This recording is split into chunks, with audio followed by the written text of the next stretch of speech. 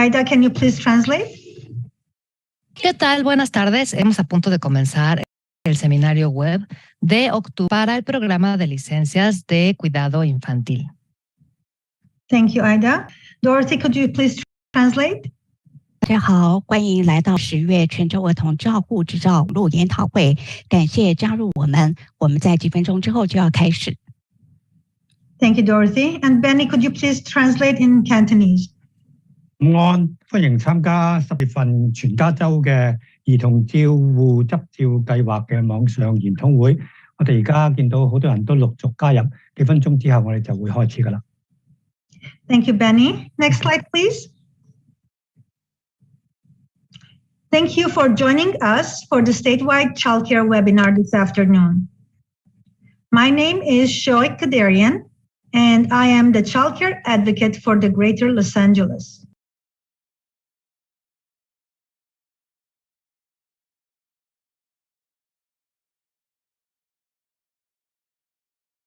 Spanish, Cantonese, and Mandarin.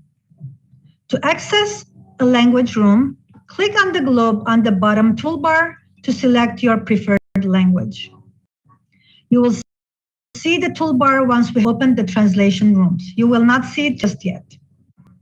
Also, as you heard, we will be recording the main presentation portion of the webinar, but not question and answer part, to ensure that participants can ask candid questions at the end. Aida, could you please translate in Spanish?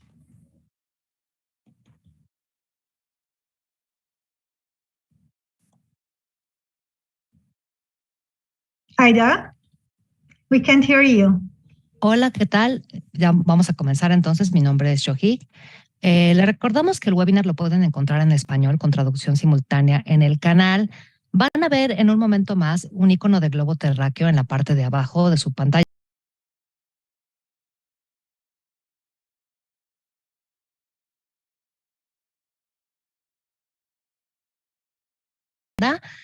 Se va a estar grabando el seminario web, una copia de ese escenario, solamente la parte inicial de presentaciones, no la sección de preguntas y respuestas, se va a grabar y se les va a compartir. Thank you, Aida. Dorothy, could you please translate? 感謝各位參加我們今天的網絡研討會。是Shoaib Kadarian，我是大陸山地區的兒童照護宣導倡議者。那各位的麥克風現在是維持靜音，視訊也關閉了。那我們的網絡研討會呢，會以英語、西班牙語、另外粵語還有華語來進行。要聽翻譯的語言，只要按在我們熒幕底下的工具列的地球儀，就可以選擇各位的語言。各位現在還看不到，待會兒我們要讓各位選擇語言的時候就看得到。那另外，我們今天的會議會錄音，但是錄音的部分只在於簡報的部分，在問答。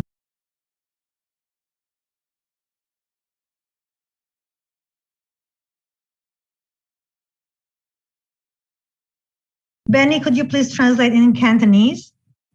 多謝各位今日參加我哋全加州嘅兒童照護計劃網上研討會。我係 Shoaib Kadarian， 我係羅省地區兒童照護嘅護人。咁你哋而家你哋嘅麥克風咧就已經係靜音，你哋嘅攝影機咧亦都係關掉咗。呢次嘅網上研討會咧就會係以英語、廣東話、國語同埋西班牙文進行嘅。咁如果你想話聽你嘅語言咧，你就可以按底部工具欄上嘅地球去選取你想聽嘅語言。咁但係咧，目前咧仲未可以使用住。等我哋遲啲咧，你就會見到呢個工具欄上咧有你可以選擇嘅語言嚟進入嗰個廣東話嘅聆聽室㗎啦。今次嘅研討會咧，我哋講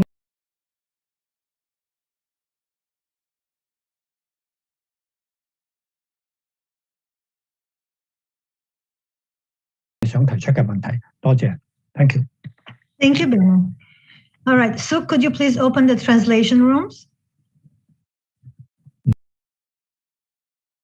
see the globe and 多謝 Suk， 我見到呢個地球儀嘅標誌啦。Susan 同 Maria Christopher， 你哋可以入到呢個翻譯室可以開始呢個錄音啦。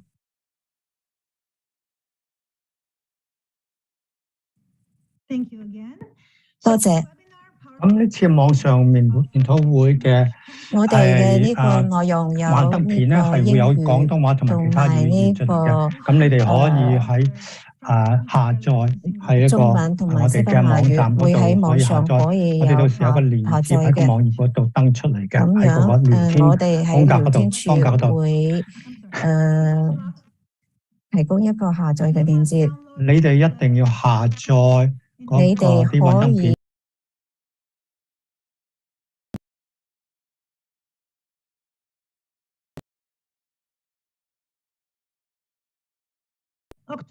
嗱，10月份咧就係10月份咧係呢個安全意識月嘅，所以我哋要討論嘅問題就係睡眠嘅周。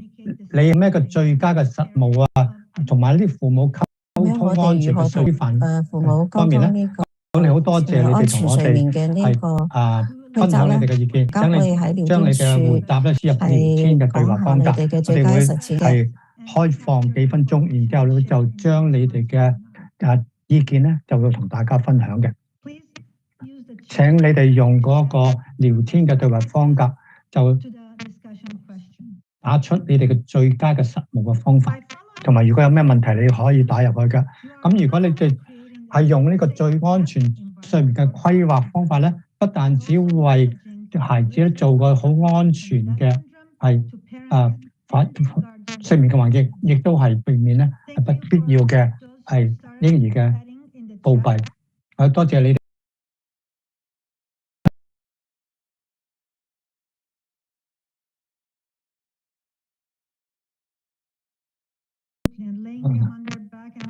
咁我係冇錯啦，你每15分鐘咧要 check， 要確保佢哋係仰臥，冇錯，係啦，仰臥而瞓嘅，絕對啱。好多謝你分享你嘅資料，我哋睇下一張幻燈片啦。亦都多謝你哋嘅回答。我哋咧而家咧就一路開住呢個聊天嘅方格，1分鐘等你哋繼續同我哋分享嘅答案。你哋嘅我哋下個月咧就會分享你嘅答覆噶啦。咁啊，今次嘅剩翻落嚟嘅時間咧，我哋就會用呢個問答嘅方格去等你可以打入你哋嘅問題。就只有嗰啲講解者先至可以係進入呢個問題去睇你。我哋點樣？你點樣問問題咧？你可以打入喺嗰個 Q&A 嗰個方格嗰度係填入，任何時候都可以打入。我哋可以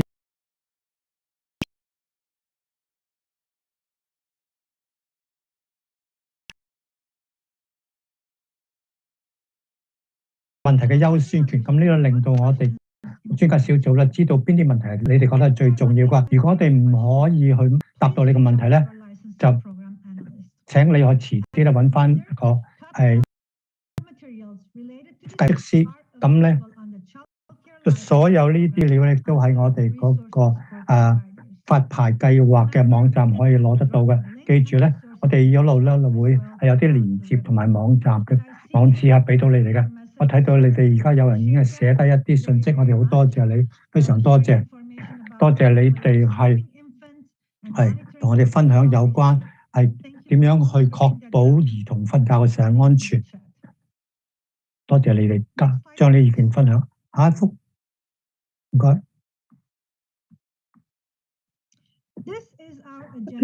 呢個就係我哋今日嘅議程啦。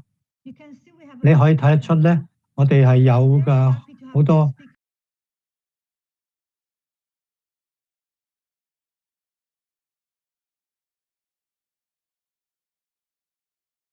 咁我哋會討論下上一個月嘅呢個問改問題，亦都會對呢個兒童照護嘅執照嘅計劃進行更新。Mary 博士將會同我哋傾一傾呢個兒童中毒嘅題，同埋呢個芬太尼嘅外機，同埋呢個新冠測試治療嘅計劃，亦都有來自呢個加州嘅呢個資源同埋轉診介紹機構嘅發言人，佢會同我哋介紹一下 MCCP 嘅網站，會講一講呢個多樣性同埋包容性同埋平等等問題。我哋亦都會有一個問答嘅環節。除此之外，區域辦公室嘅團隊啊、嘉賓啊，同埋呢個兒童照護發展部門嘅呢個代表，同埋呢個基礎設施嘅輔助計劃嘅代表都會發言嘅。稍後下一張幻燈片。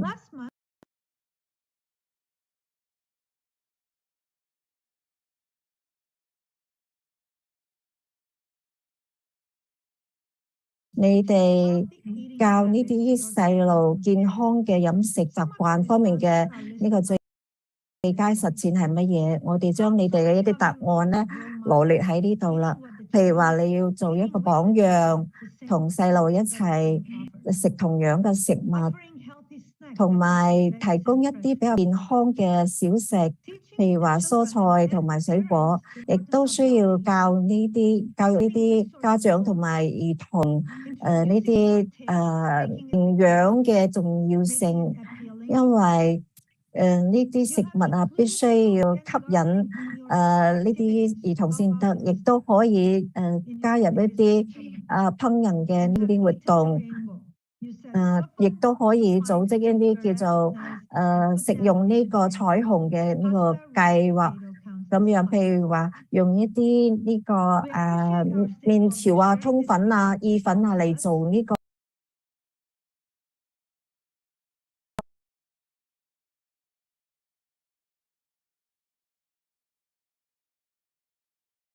嘅一啲餐飲提供，你哋亦都教育呢啲兒童有健康嘅飲食，亦都設計咗一啲比較有趣嘅活動嚟教育佢哋。下一張幻燈片。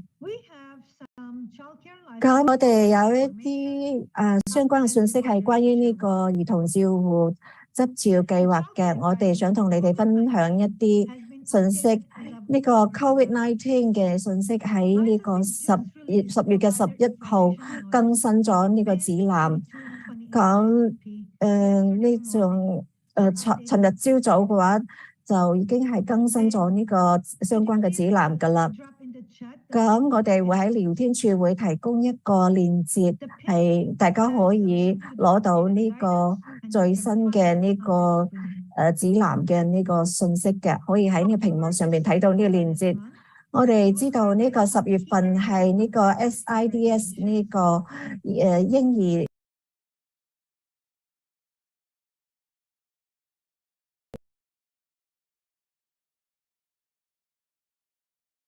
杭州，我哋亦都會做呢方面嘅教育。除此之外，我哋亦都會有嚟自呢個加州社會服務部兒童照護同埋部門呢個基礎措施撥款計劃嘅一啲相關嘅信息，可以同大家分享嘅。咁幻燈片我哋睇下佢嘅內容。我哋知道10月份係呢個嬰兒猝死防嘅一個宣傳月。咁呢個嬰兒嘅猝死通常係同呢個睡眠有關嘅，譬如話1歲以下嘅一啲兒童可能會出現呢啲猝死嘅情況，哪怕係做呢個屍檢，可能都唔可以知道原因係乜嘢，或者係睇佢病史都未必知道嘅原因係乜嘢。所以我哋要關注啲嬰兒喺睡眠嘅過程中，佢可能係比較脆弱，亦都處於呢個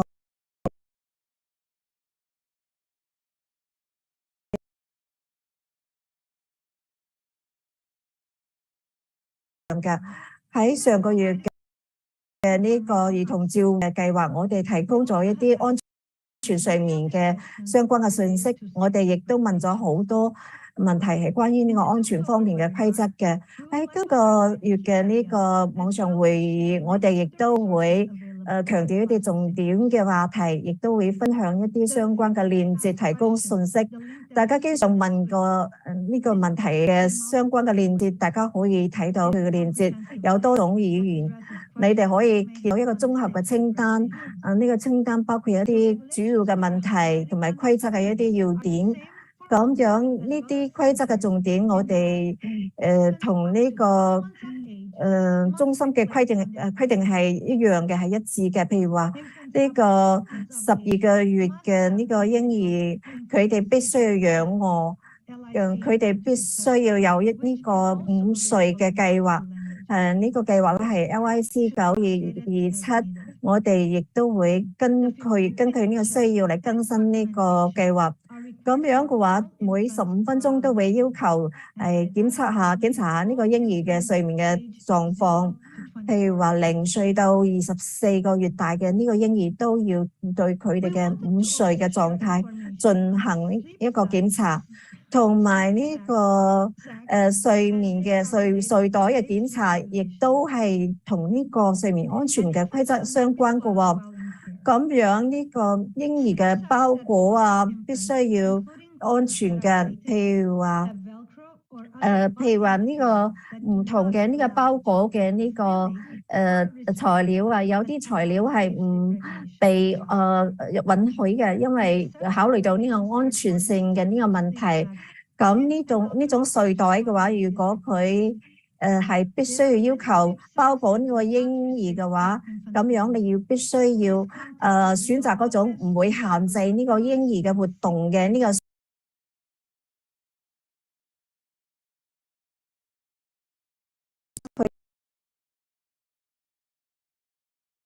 主要嘅要點，必須要確保你哋係符合所有嘅安全方面嘅要求同埋規則㗎。我哋亦都會有呢個幻燈片嘅鏈接放喺聊天室嗰度嘅。下一張幻燈片，Jill Merrick 係嚟自加州嘅公共衛生部，佢將會同你講一講呢個鉛中毒嘅預防。今週就係呢個鉛中毒嘅預防週，呢個係一個全國性嘅活動。我哋要預防呢個兒童嘅鉛中毒。加州呢個活動咧係保護呢個家庭同埋兒童唔受呢個含鉛嘅呢個水嘅影響。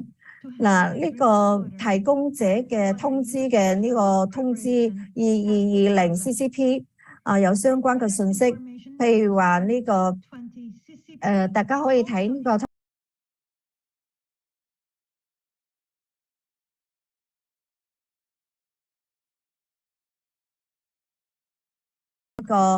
鉛預防方面嘅一個連接，有一啲 FA 嘅答案嘅連接，同埋呢個鉛教育方面連接畫得嘅。下一張幻燈片。咁Nadira Zhang係嚟自呢個兒童照護發展部門嘅，佢將會回答一啲關於呢個基礎措施撥款方面嘅一啲計劃。咁樣呢個喺呢個佢哋嘅網頁亦都可以揾到呢個相關嘅信息嘅。呢個微型裝修同埋呢個相關嘅呢個撥款嘅申請已經係關閉咗㗎啦。咁樣嘅 RFA 嘅第2期嘅話，將會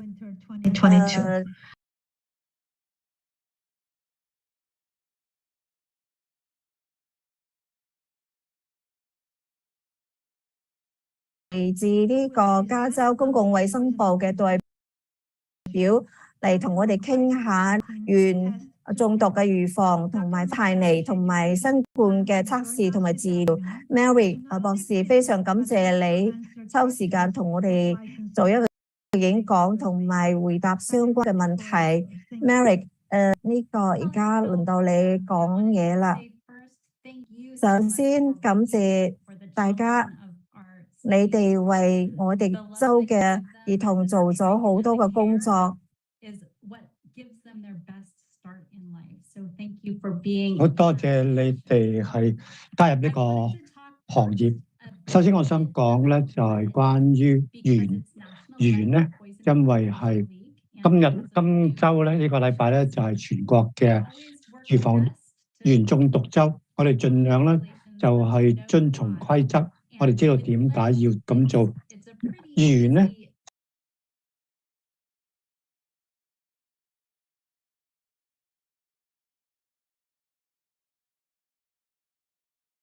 就算鉛咧係好低嘅程度咧，都會係中嘅，所以冇話所謂安全嘅量嘅，都唔可以係睇得出或者品嚐得到。所以如果喺水嗰度咧，我都睇唔到會有鉛嘅。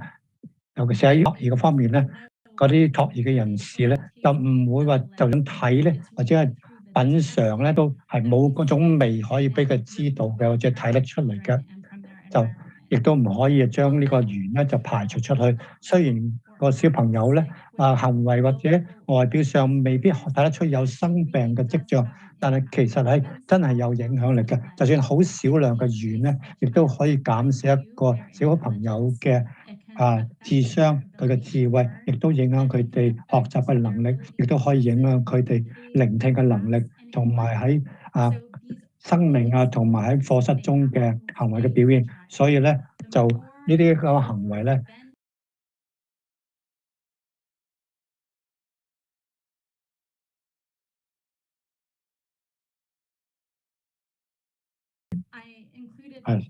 咁我哋有幾個連接嘅 link 可以大家可以分享點樣攞多啲更多資料，但係我哋要辨認得出鉛，咁要知道咧係點樣唔令到啲朋友咧係中鉛毒嘅。好多謝各位咁多嘅努力，係確保咧小朋友咧就唔會受鉛毒影響嘅。下一張幻燈片啦，唔該。我就想話講關於喺呢個最近喺新聞好多時報道嘅就叫芬太尼危機啦。你可以睇得出咧，就喺呢啲係側邊嗰個你細細粒嘅藥丸咧，芬太尼咧就好似啲糖果咁樣嘅樣子嘅。咁咧，但咧今次你哋萬聖節咧唔會係收到呢啲咁嘅糖果。咁其實咧好少量嘅芬太尼咧都會對小朋友咧影響好大好大危險啦。咁咧，因為咧而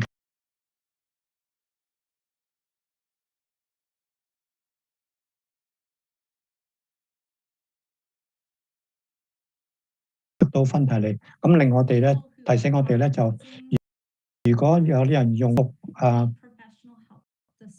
服藥用呢個芬太尼咧，應該係我哋要去小心，知道咧有咁嘅問題唔再，確保咧，如果你知道有人用芬太尼咧，一定要揾人幫助佢，唔好咧令到小朋友接觸得到。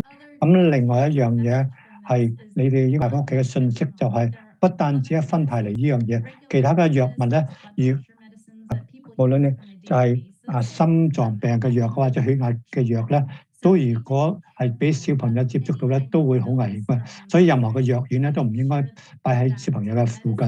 咁我哋確保咧啲藥物咧鎖好，小朋友咧就唔會係有機會接觸得到，或者掂得到，或者食到，因為佢哋睇到可能好吸引嘅嘢，其實係危險嘅藥品嚟嘅。咁我哋有啲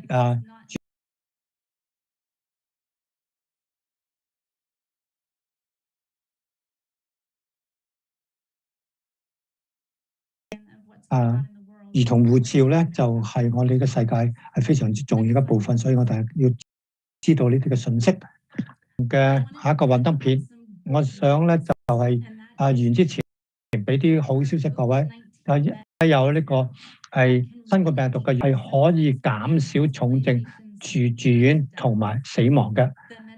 咁呢種藥物咧就好似 Paxlovid 咧同埋其他藥物咧，係對所有嘅人咧就係超過12歲至到50歲以上嘅人咧都有幫助。如果有任何嘅哮喘或者係糖尿病或者係血壓病高或者其他呢啲嘅毛病咧，都應該可以呢啲藥物對佢哋有幫助。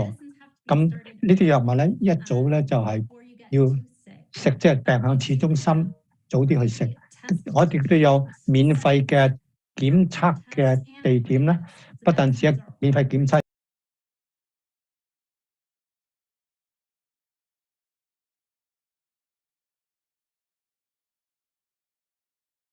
大家可以攞得到治理。咁如果屋企患個陽性測試嘅咧，可以打個電話或者係上網係約會同約見醫生。咁我近2年咧，我哋想講嘅話，如果你有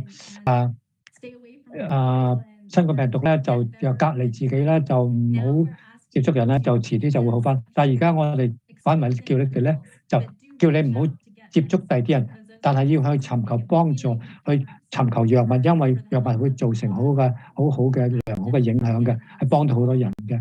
咁呢啲亦都有啲免費嘅治療啊，呢啲係免費嘅治療咧，免費嘅藥物咧，可以來自好多地方得到嘅。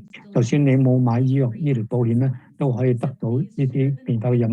所以我同大家分享呢個好嘅消息，就算有陽性嘅測試嘅結果咧，都可以有。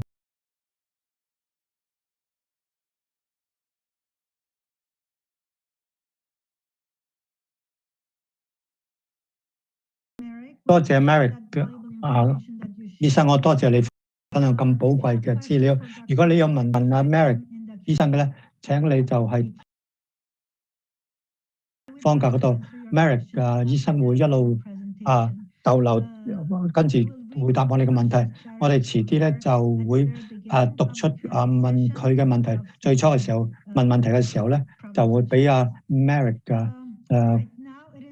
醫生答咗先。而家我好榮幸向各位介紹一個小組，係一個係資源及轉介小組，佢哋會向各位介紹呢個 mychildcareplan.org 兒童照護消費者教育網站。呢個可以同大家分享好多有你嘅資料，等你哋係讓家長知道你哋嘅服務、你哋嘅計劃。我哋好多謝呢個計劃嘅合夥人佢哋嘅資料同埋嘅利益相關。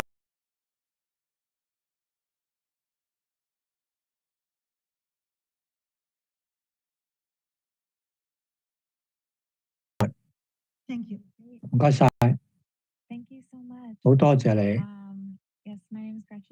係啦，我就係 Gretchen Howard， 我就係項目經理，係加州嘅資源及轉介計劃嘅統籌員。好多謝你同我哋大家分享呢個新嘅網站，叫做 mychildcareplan.org。下張幻燈片咧，我哋睇到咧就係我會同大家分享啲資料係有關呢個係特點有關呢個 mychildcareplan.org 呢個網站。網站亦都有啲資料我同大家分享，關於你點樣可以係將你哋嘅計劃、你哋嘅服務可以係擺上網嗰度。最後咧，我會解答你嘅問題。下張幻燈片啦，唔該。嗱，咁 mychildcareplan.org 呢個網站咧，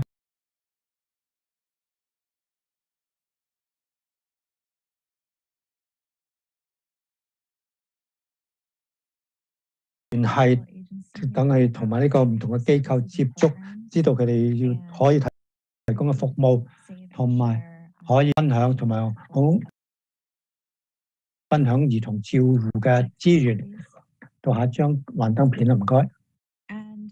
嗱，咁所有啲資料咧，有關兒童照護計劃咧，你所見到喺呢個網站嘅來自邊度咧？係來自係呢個 R&R， 即係話資源及轉介嘅機構啦。我哋亦都有同合夥人係同呢啲嘅58個縣我哋都有合夥伴嘅關係。咁提供呢個提供者嘅資料咧，有關係無論係家居嘅或者係托兒中心嗰啲資料，我哋都會提供到出嚟。咁另外咧就加州任何嘅地方咧都可以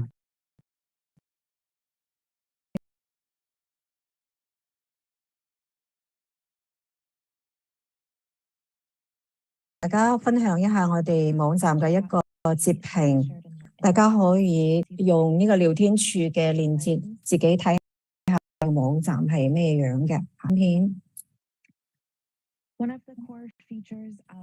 我哋網站嘅其中嘅一個主要嘅功能係可以搜索兒童照護計劃，使用者可以用呢個城市嘅名嚟搜索，或者係郵編嚟搜索，咁樣你可以搜索唔同嘅兒童照護中心同埋計劃，睇下上邊嘅名單有啲乜嘢，包括佢嘅語言啊，同埋呢個開放嘅時間啊，都可以喺上邊揾到信息嘅。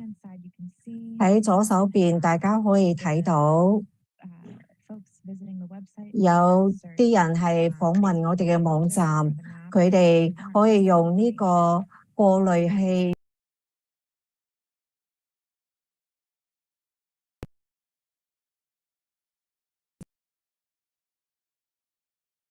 同呢個本地嘅辦公室聯繫，獲得1對1嘅支持。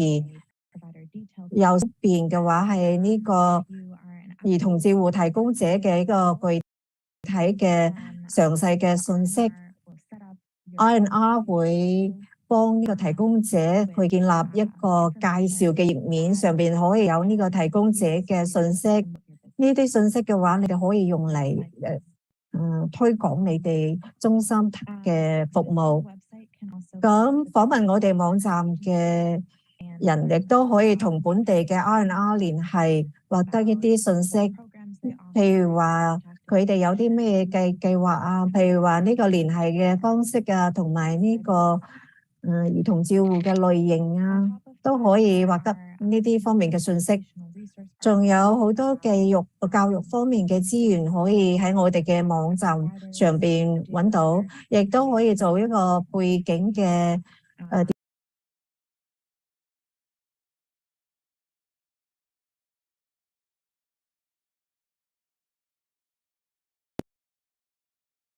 喺呢個網站上邊嘅資源咧，都係免費嘅。家庭同埋提供者可以免我哋嘅資源，譬如話呢度咧，家長可以建立一個帳號，可以搜一啲信息，或搜索佢哋想要嘅兒童照護嘅呢個計劃，亦都可以保存佢哋中意嘅提供者嘅信息。咁樣呢個提供者嘅話，亦都可以用我哋嘅平台。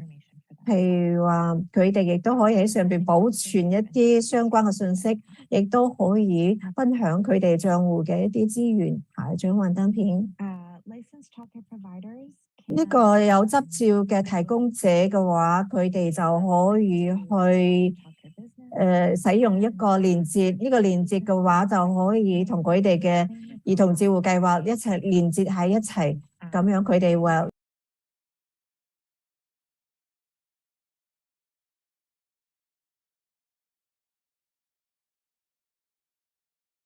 本地嘅 R&R 聯繫，喺40個郡都會有呢啲相關嘅呢個辦公室，佢哋會定期更新一啲提供者嘅信息嘅。我哋亦都會做好多其他嘅工作，亦都會了解呢個提供者嘅情況，亦都會不斷咁樣擴展我哋網站嘅功能嘅。最尾咧，我想講講呢個家庭式嘅呢個兒童照護計劃嘅呢個特點。咁樣我哋會有一個比較簡單嘅清單，咁樣可以通過呢個清單可以跟進佢哋獲得許可證嘅呢個流程同埋過程。佢哋亦都可以從呢個本地嘅 R&R 獲得一啲相關嘅支持嘅。咁呢個係我哋嘅 My Childcare Plan 嘅網站嘅主要嘅功能。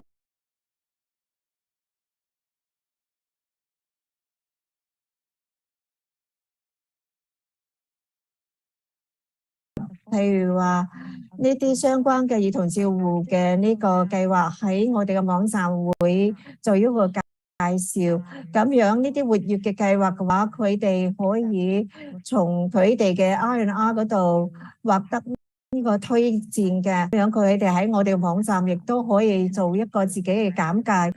呢個家庭嘅話，可以通過佢哋嘅簡介嘅上邊嘅信息揾到佢哋。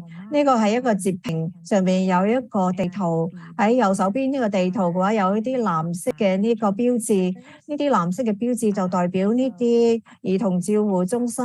兒童照護中心嘅話，佢哋有具體嘅地點，亦都會有一個佢哋嘅地址啊，大概嗰個地址係乜嘢啊，同埋佢哋郵編係乜嘢啊，佢哋所在嘅城市係乜嘢啊？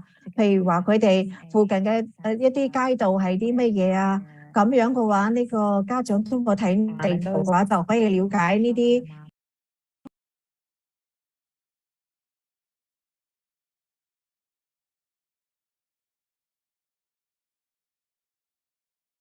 嘅位置，係一張幻燈片。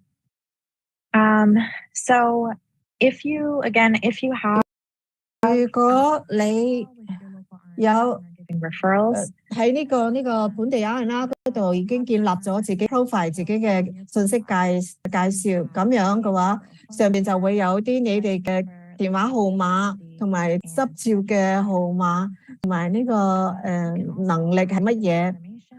咁樣你哋亦都可以加一啲其他額外嘅信息喺呢個網站上邊介紹你哋，譬如話同呢個本地嘅 R&R 係聯繫，譬如話更新你哋嘅信息，包括你哋嘅地址或者電子郵件需要更新嘅話，都可以同本地嘅 R&R 提供，譬如話你哋提供啲咩語言啊，同埋你哋嘅課程嘅內容啊，同埋時間嘅安排、時間表啊，呢啲信息都可以提供分享嘅，同埋你哋嘅資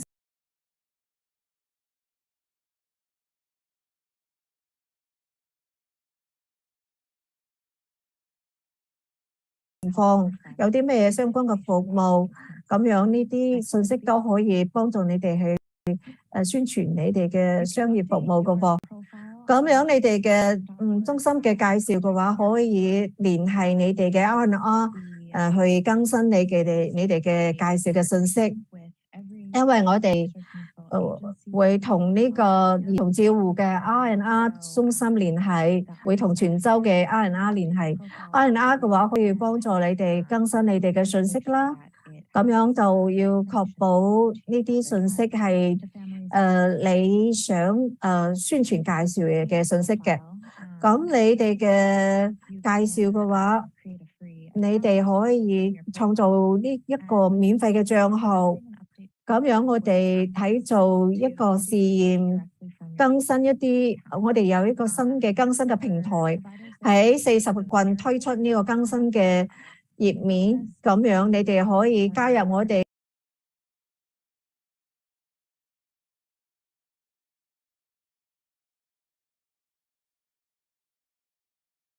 如果你哋想繼續做一啲呢方面嘅擴展嘅話，可以同我哋聯繫嘅。咁 mychildcareplan.org 呢個網站有好多好處喎。咁我哋為呢個提供更多嘅便捷，幫助呢個家庭揾到佢哋所需要嘅兒童照護計劃。咁樣我哋會定期更新我哋嘅信息，譬如話 R&R 會定期搜集提供者嘅最新嘅信息。咁我哋希望我哋提供嘅資源係可以幫助到人嘅。咁亦都好希望你哋可以同我哋聯繫，等我哋可以定期咁樣更新相關嘅信息。咁樣我亦都會幫助你哋去推廣你哋嘅業務，咁樣家庭同埋公眾先至可以了解你哋嘅兒童保護兒童照護。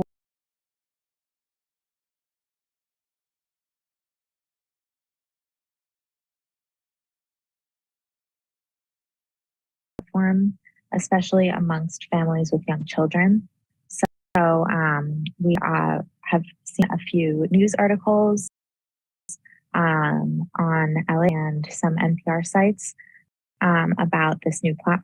And we're also doing paid media advertising on Google search, Facebook, Instagram, YouTube, Hulu, and web browser ads. So we are doing what we can to spread the word so that folks know about this resource to find childcare.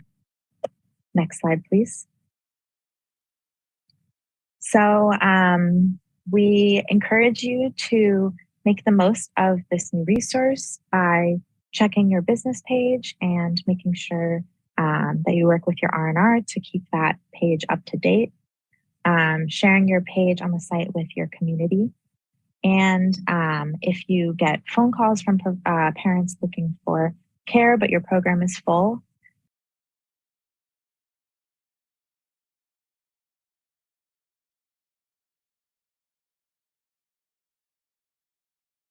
plan on Facebook, Instagram, and Twitter. Slide, please. So thank you so much. We will be here at the end of the session to answer questions in the Q&A, and you can contact us at info@mychildcareplan.org. Thanks so much. Thank you, Gretchen. Thank you so much for that presentation on My Child Care program, where licenses can market their facilities and programs, while parents can research reliable daycare that fits their and their children's needs. We have a few more slides to cover before we begin answering your questions. Next slide, please. This month, we are sharing information to strengthen and support your leadership skills in promoting diversity, equity, and inclusion in your childcare settings. The Center for Creative Leadership, or CCLP, offers information on ways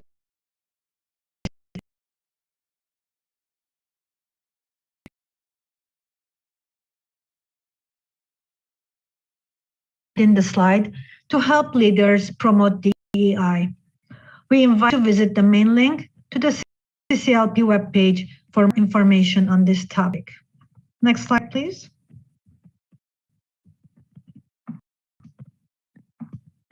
Each month, we share information related to COVID-19 data and provide a link for providers to access additional information.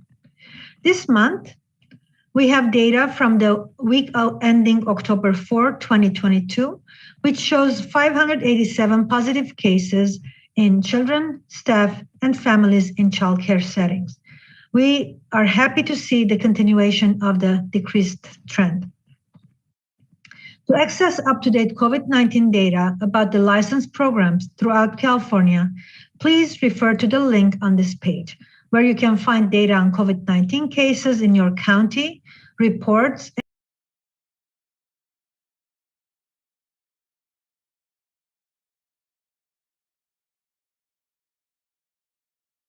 here's some data from last month's webinar. In total, we thank you all, 1,053 attendees from last month. We want to thank all of you that participated in the survey.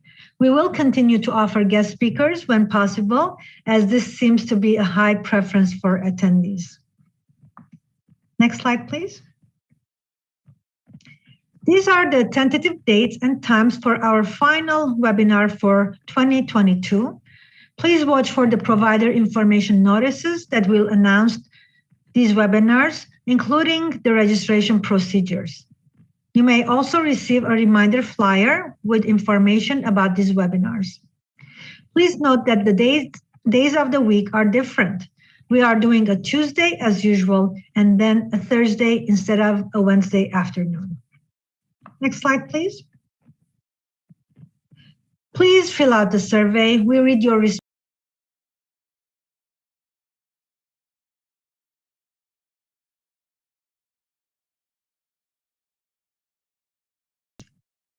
Next slide, please. Thank you. Please note that there are two more slides after this slide that we're not covering right now. It includes all of the website links and contact information from this webinar. So whenever you download the slide from the website, you will be able to access those links. Thank you for joining us for the presentation portion of this webinar. Now we have staff from the Santa Barbara and Palmdale regional offices available to answer your questions together with our guest speakers. Maria? Hi, good afternoon. This is Maria Mueller. The first question we have is for Dr. Jill Merrick.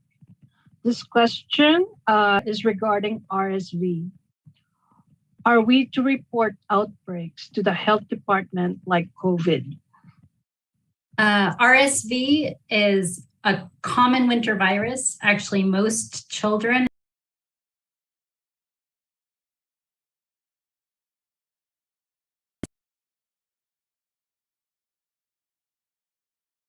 have been a little more isolated the last couple of years, staying home more because of COVID. So they may not have been exposed within those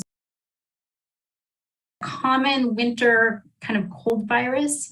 And as a common cold virus, it's not a reportable specific virus. The best way to take care of all winter viruses is to make sure that kids who are sick stay home until at least 24 hours after their fever is gone. And when their symptoms are getting better, and of course now with COVID, that they have a negative COVID test as well. So you can almost use our child care sick child decision trees for all viruses. It has what to do specifically with a positive COVID test, but the first column of that child care decision tree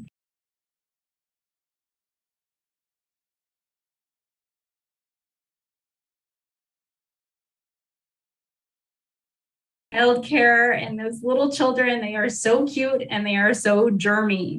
So really good hand washing before you go to sleep, hand washing before you eat, hand washing just for the fun of it, because hand washing is one of the best things you can do to help decrease viral spread. So that's really important. So those are the things that you should think about with RSV. Thank you. Can we please get a link to where we can get COVID medication from? Yes, I will put that link in the chat. Thank you. That's all for your questions, Dr. Jill. And I answer, sorry, one more that's further down the list, just because I have to go off a little bit later.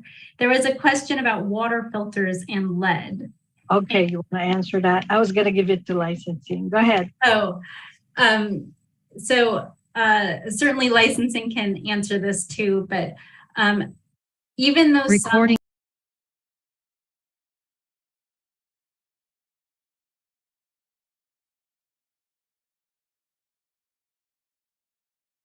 the piping and getting the lead out of them. So for the Brita brand in particular, there are 2 of their filters that can possibly remove some lead, but the rest of them don't. And so it's really, really tricky. You can't rely on it, and it doesn't count for licensing purposes, but I'll let licensing talk more about that. So again, the best way to do it is find it and remove the problem entirely. Thank you. That's all for the questions, Dr. Mayor.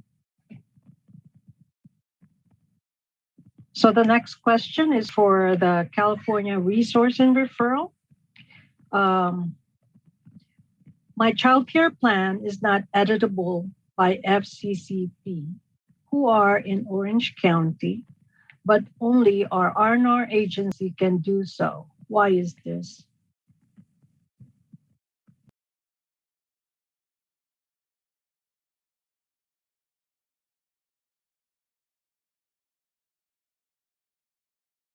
To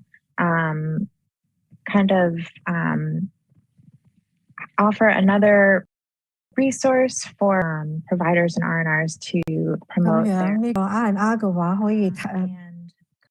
currently there are several technology systems that we're working with, and so right now we're working to expand these services throughout the state, but for the time being, providers in Orange County and several other counties will work with the R&R to update through the R&R, because basically we just want to make sure that R&Rs and licensing have those updated information, and it's not just living on the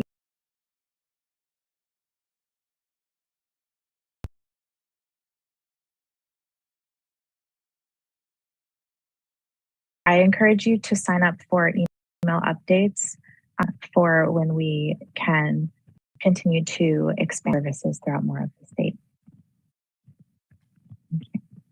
Okay, so there's questions for center update. How does the center update their information on a child care plan website? Yes, so centers and family 咁中 child 心同埋呢個家庭式嘅保護兒童照護中心，佢哋可以同本地嘅呢個兒童照護嘅呢個資源同埋轉介呢個中心去合作。 go to my child 咁樣你可以去我哋網站 mychildcare.org 去用呢個郵編 R&R 去搜 organization 索，咁樣你哋可以揾到本地一啲 R&R 嘅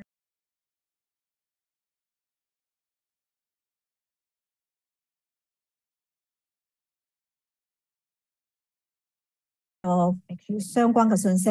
咁樣做嘅話，你哋可以同佢哋保持聯繫，咁樣就可以更新你哋嘅信息。咁樣嘅話，你哋可以保證你哋嘅介紹係最新嘅。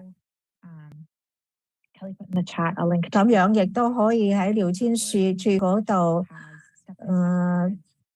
發送呢個鏈接上邊嘅話，有呢啲步驟可以指導呢啲家庭式嘅呢種兒童照護中心去點樣做。Gretchen and Carrie 非常之感謝你哋嘅努力工作，做咗一個 mychildcare.org 一個咁好嘅網站。有個問題就係咩係 R&R 喎？呢個問題係好好嘅問題，多謝你嘅評論。R&R 咧係我哋用嘅一個縮寫，係我哋嘅呢個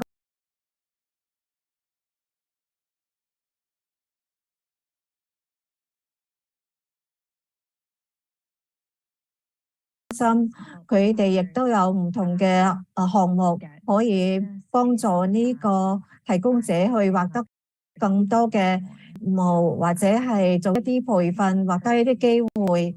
我哋鼓勵大家同本地嘅 R&R 機構嚟聯繫，如果冇聯絡，要盡早同佢哋聯繫。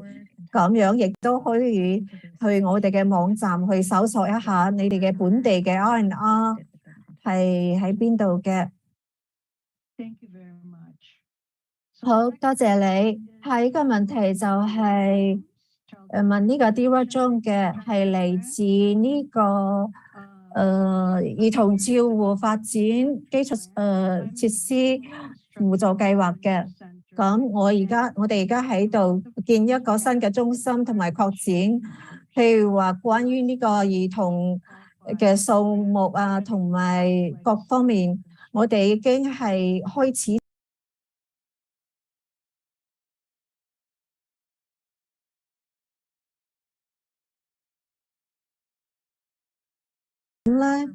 如你係指下一次嘅撥款補助新嘅譬如話新嘅建造嘅項目嘅撥款，呢個撥款嘅話係對呢個兒童照護呢個中心係開放嘅。咁樣你哋要等更多嘅信息，因為我哋會稍後會發佈一啲關於申請嘅信息。不久之後，應該係11月就會公布一啲新嘅信息。你哋應該有機會去申請呢個撥款嘅。多謝。下一個問題係問呢個區域經理嘅一個問題 ，Scott Herring。Adriana Hernandez。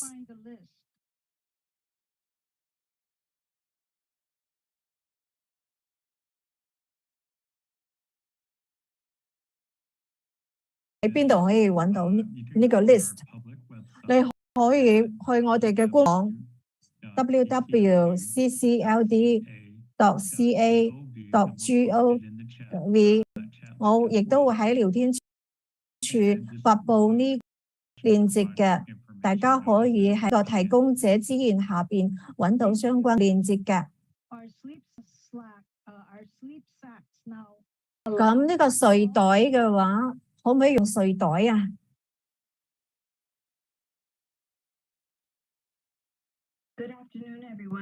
大家下午好，而家係唔允許用呢個睡袋嘅。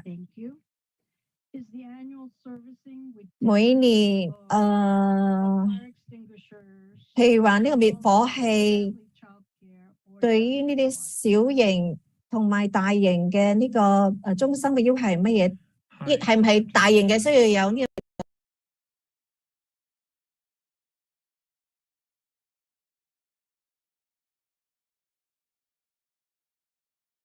呢個中心TAS 10BC 嘅一個規格係呢個規則嘅要求，咁樣大概有50個棍喺加州有自己嘅要求，譬如話大型嘅中心嘅話係有要求嘅，佢哋可能有額外嘅要求嘅。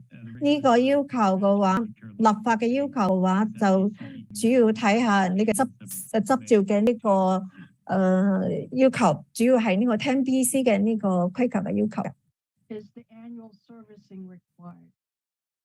需唔需要每年都要去做一個檢查？譬如話大型同埋小型嘅，兩個都要係㗎。咁志願者譬如話未成年人同埋成年人嘅志願者喺邊度揾到？可以喺我哋嘅 CDS 嘅網站。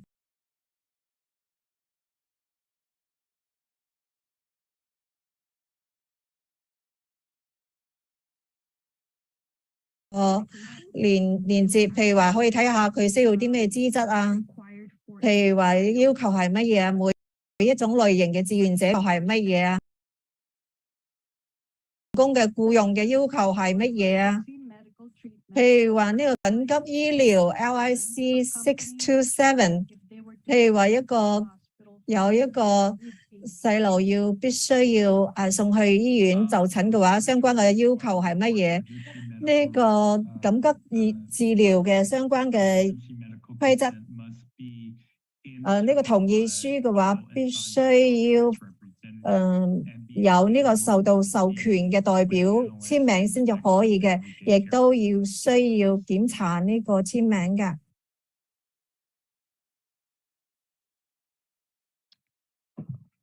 It is asking if they need to take it to the hospital. 有一個問題就係，如果係要送個細路去醫院，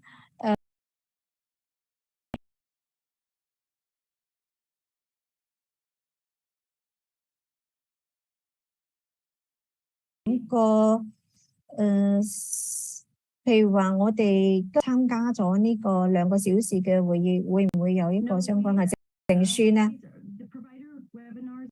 呢個提供者嘅每個月都會組織㗎，咁樣目前係冇咁嘅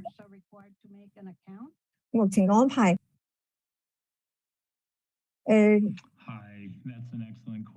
你呢個問題，所有嘅員工佢如果係喺呢個區域辦公室工作嘅話，佢哋會有一個監護人嘅賬戶，咁樣佢哋可以用呢個監護人嘅呢個賬號嘅。George Mingo 想問你一個問題。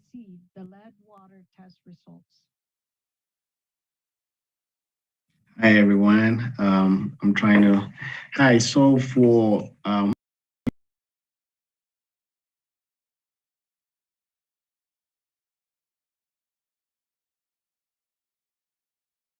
office calling you to inform you about it.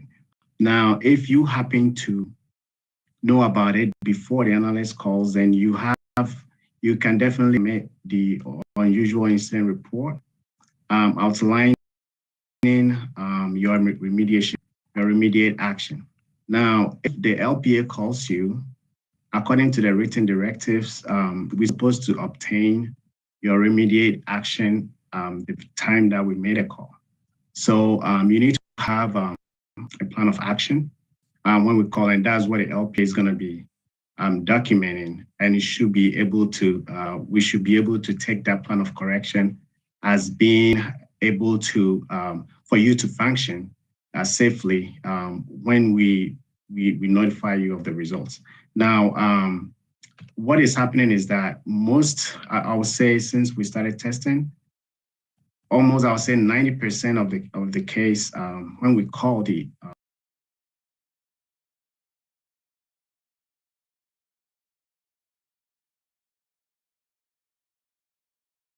find that very quite interesting, because you should be having that communication with external and at least having them let you know the outcome. And 5.5 parts per billion is the threshold. So anything higher than that, you can external sampler know to notify you so that you can start taking action immediately and notify the regional office what you're doing before we even hear about it.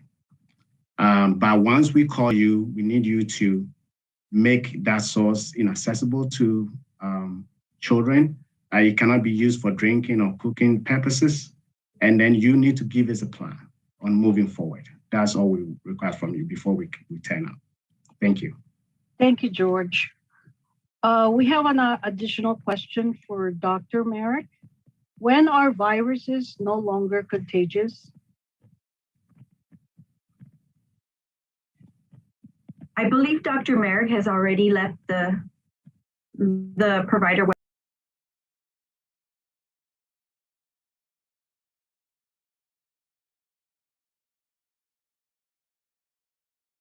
Question, you can go to the CDPH website and information on that.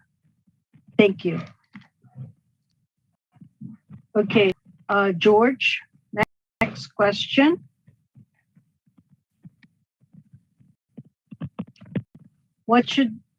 Is there a free class for lead prevention for director to take for licensing?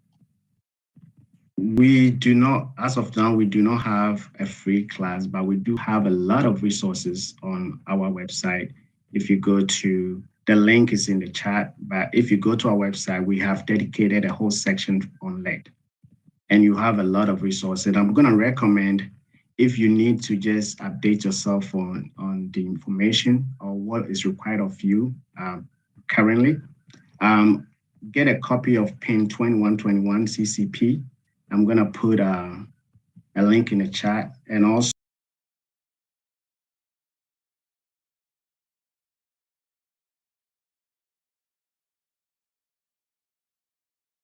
#01 CCP was released in 2020, and that actually gave a lot of information regarding lead and its toxicity. On that PIN, it was requested that you provide parents with a flyer with all the information there. So that gives you the background of how serious lead is or how dangerous it is. And then the PIN 2121 CCP is the written directives, which gives you information on what to do the moment or the guidelines on testing and what is required of you. So we'll put that in the chat so you can review. And if you have any questions, you call the regional office. We'll be more than happy to guide you from there. Thank you. Thank you.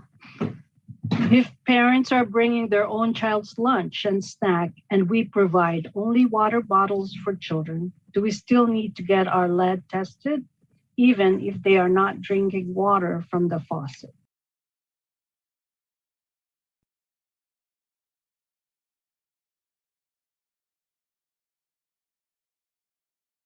If I want to understand, if you've never used this source, or this source, you have the building, utilize, or you don't use the water sources from it. In the written directives, there is a requirement for you, or you have the option to obtain a waiver from the regional office, which wouldn't require you to test.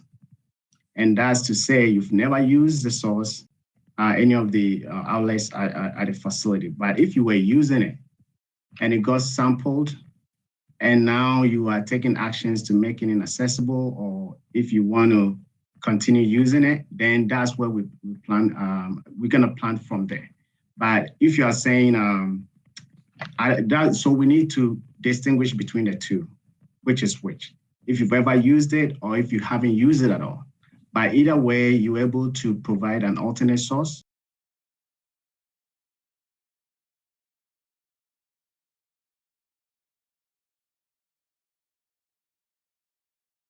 Can maybe give us a message, and then we'll try and see what your question really is, because we will need to know how to answer if you've ever used it or haven't used it at all. But you do have the option to bring your own water to the site. And you may be required to test or not based on if you have ever used it. Yes. Thank you, George. That is correct. I do want to remind everyone on the call today with Lead Questioning. Anna, Licensing Program Manager Anna Tolentino is putting links in the chat box. Those links will lead you to the question and answers regarding lead testing.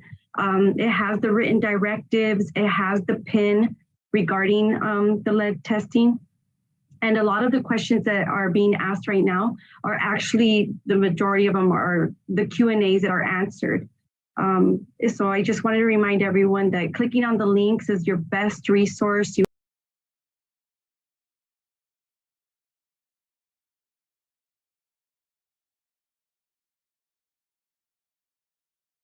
I'd just like to remind the providers that water districts have the same force and effect as all licensing regulations. And also, if a center can establish historically they have only used bottled water, they should contact their LPA to determine whether a waiver of the written directives could be considered. And this would be determined, like George said, on a case-by-case basis. Also, I'd like to add, one of the things that by contacting your LPA, you may have bottled water, but these are small children. So how are they washing their hands? How are they may be utilizing water for other sources other than drinking water. So we're going to look at that and ask further questions to see if, in fact, whether the testing would be required.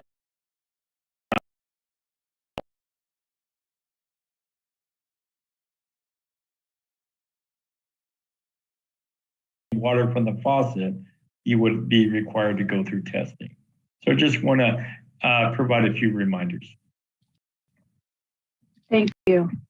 So I need to go to the question on the infrastructure grant. Questions came up. I have not heard any updates about infraction grant, or if we received it or not in the first round. What is the update? Who was able to receive it? Thank you for your question. We have frequently asked questions, FAQs, frequently asked questions on our infrastructure grant website with up-to-date information. On the website, you will see that we have informed applicants that we will be notifying all applicants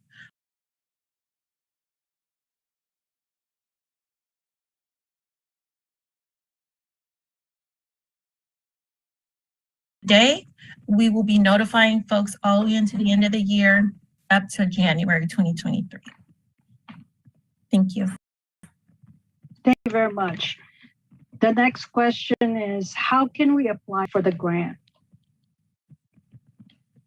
我哋點樣可以申請呢個撥款呢？咁樣你要申請嘅話，應該係喺11月可以再申請。會發布一啲新嘅信息。呢個申請嘅話，我哋會通知大家。我哋有一個網絡會議，會提供一啲相關嘅信息嘅，咁樣你就會了解呢個撥款呢個資金嘅申請嘅要求係乜嘢，大家可以關注呢個後邊嘅網絡會議。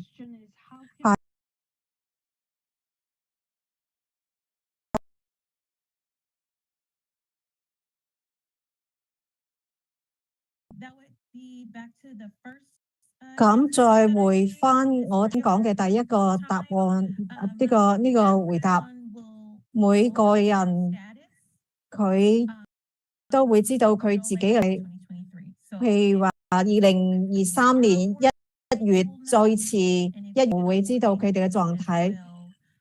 如果你獲得咗撥款或者你冇資格獲得嘅話，最遲喺明年嘅1月你就可以得到一個回覆啦。多謝。我哋講講呢個其他嘅問題，關於呢個睡袋嘅問題，唔可以用睡袋，呢個係回答。個信息就問，譬如話呢個睡袋嘅話，如果呢個細路冇被限制嘅話，可唔可以亦都可以用睡袋咧？因為我哋知道可以用嗰啲毛毯。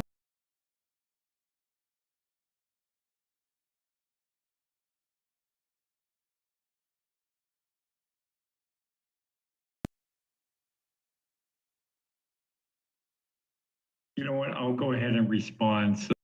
我會回答呢個問題。關於呢個睡袋嘅話，呢個定義就係，譬如話呢個用於包裹呢個一個嘢係唔被允許嘅。咁如果你用任何嘢嘅話，都必須要保證係安全嘅喺你哋嘅呢個托兒所中心。呢個信息係喺第12頁可以揾到，喺呢個頁面上邊有呢個 FAQ 嘅，係關於安全睡眠嘅一啲要求，大家可以參考一下嗰個 FAQ 嘅呢個回答。又仲有一個問題係問呢個 Adriana 訪客嘅話，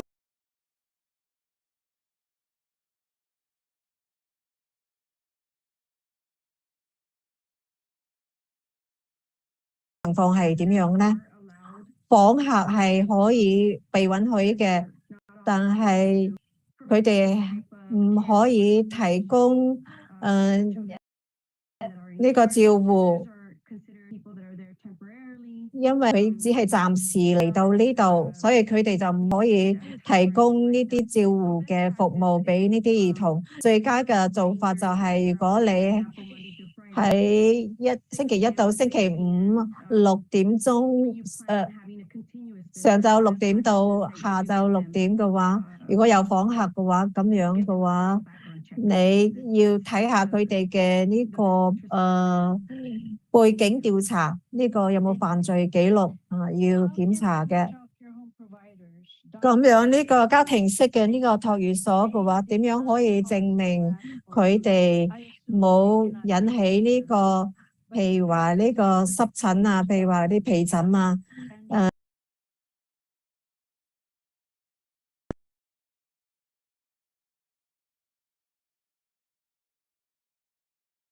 我可以回答呢個問題。呢個問題係好好嘅問題。為咗更好地回答呢個問題，首先你要評估你哋嘅中心嘅呢個健康嘅情況。每次譬如話你有人進入呢個兒童照護中心咁樣嘅話，你都要知道個情況係點樣。譬如話呢個細路返學嗰陣時，佢譬如話身上有冇啲咩異樣啊，或者一啲皮疹啊，咁樣要做好相關嘅呢個匯報先至得。亦都要保持呢個記錄。如果有呢個特殊情況嘅話，必須要通知呢個授權嘅代表，有呢啲情況，譬如話佢嘅皮膚有啲咩情況，有啲疹啊、濕疹啊，或者啲皮疹都要通知記錄。咁係問經理一啲問題，譬如話有冇一啲家庭內嘅呢個兒童照護嘅呢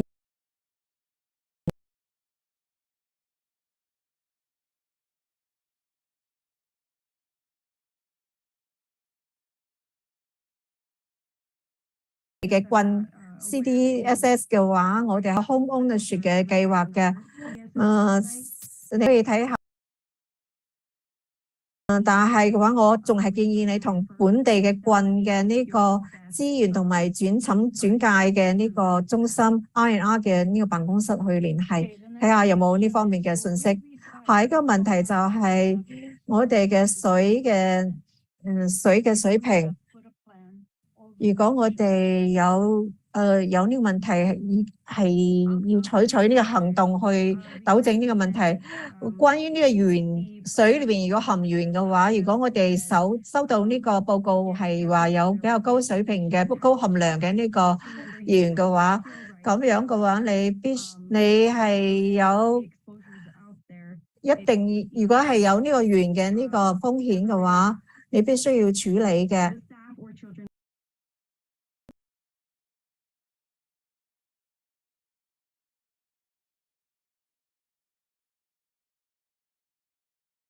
揾到呢個回答，你可以睇翻我哋嘅網站上面嘅 FAQ 嗰個網頁，獲得你哋關於呢個鉛方面嘅呢個問題嘅答案。多謝。好嘅，嗱 Scott 頭先提到洗手，同埋呢個鉛嘅測試，但係譬如話呢個飲用水啊，同埋煮飯嘅水都要唔要測試啊？可唔可以澄清下呢一點？多謝你提出呢個問題。聽21話21呢一點，譬如話你煮飯啊，譬如話呢個飲用水啊，都要呢啲水都要測試嘅。洗手嘅話，洗手呢方面嘅要求嘅話，洗手嘅水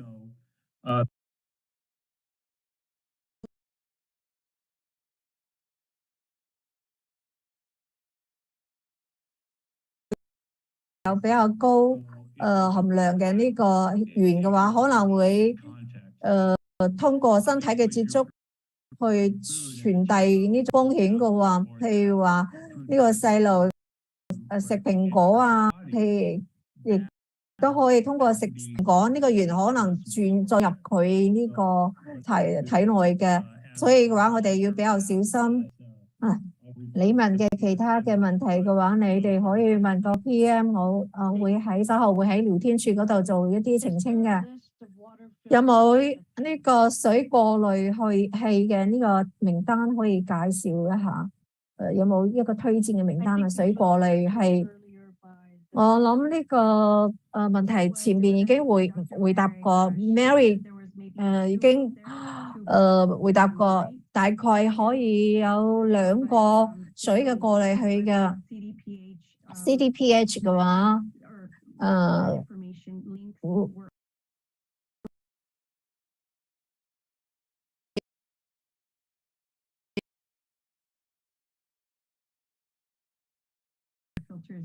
呢個水嘅過濾器嘅話，我哋冇睇嘅名單下喺我哋嘅網站。譬如話呢個新冠嘅最新嘅 PIN 嘅信息喺邊度可以揾得咧？呢個鏈接嘅話，Anna 嘅話，我哋嘅經理已經將呢個鏈接發出嚟啦。會有一個直接嘅鏈接。We also have Safe Schools Hub as well. Thank you. How do we get a waiver for a sleep sack? For sleep sacks, actually, yes, you definitely want to reach out to your licensing program analyst because it would be on a case-by-case situation. in order for us to review your request and see exactly what we can do to meet the needs of the child.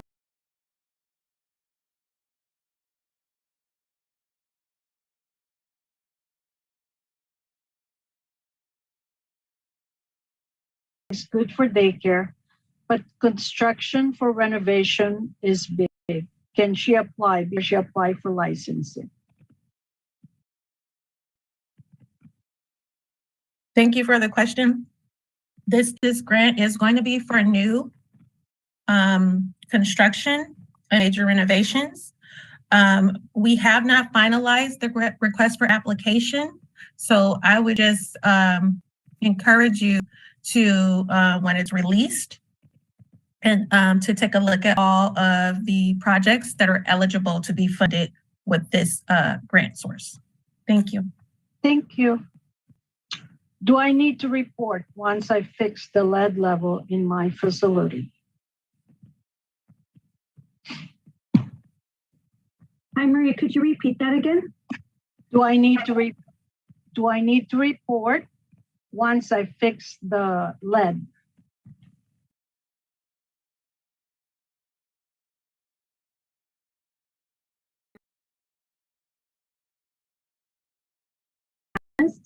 That is correct.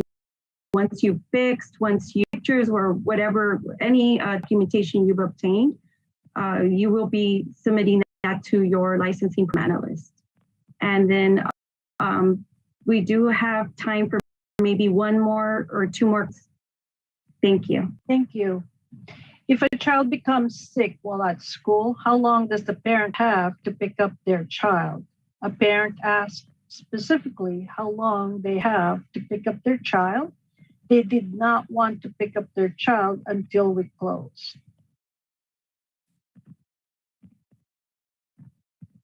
I can answer that question. So whoever asked about, I looked at the pin about the water sampling, and it is not exclusive for hand washing. So thank you for asking me to provide that clarification. So it's not relegated to hand washing. To respond to that,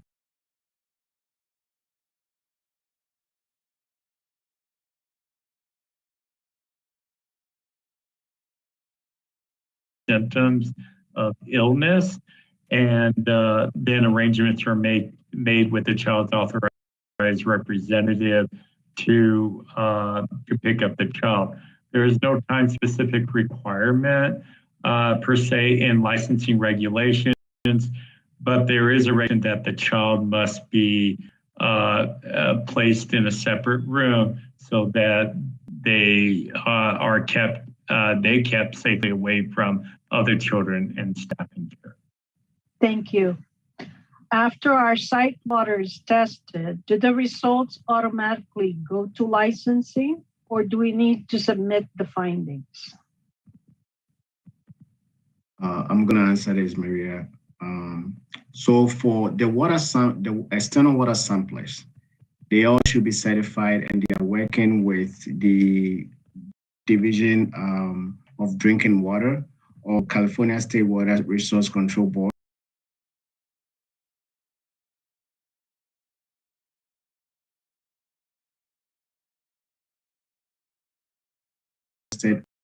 Point, and that's how we know, or we get notified that your results are back to normal, or you are still testing in exceedance of lead. So it's gonna be done by the external sampler. But it would be great if you know firsthand and you want to communicate that with your analyst. We will take that as well while we wait for that information, because it must come from them. Thank you. Thank you.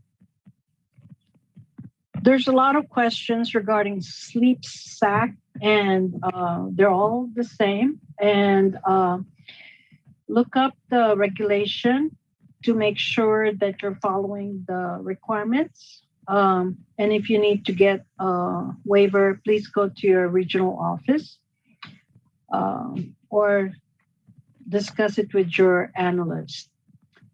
Hi, I was looking at documents needed for small family child care home, LIC 3.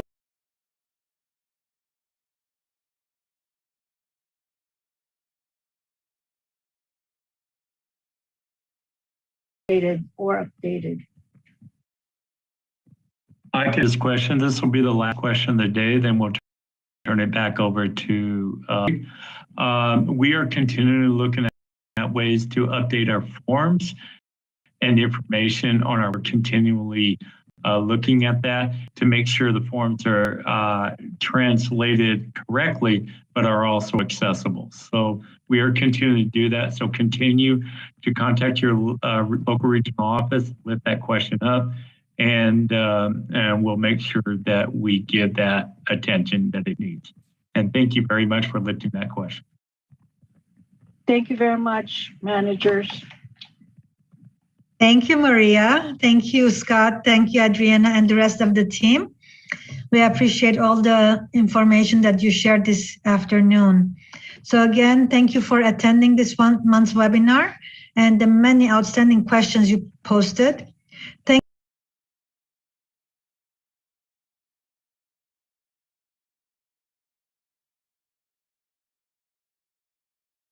the Resource and Referral Network.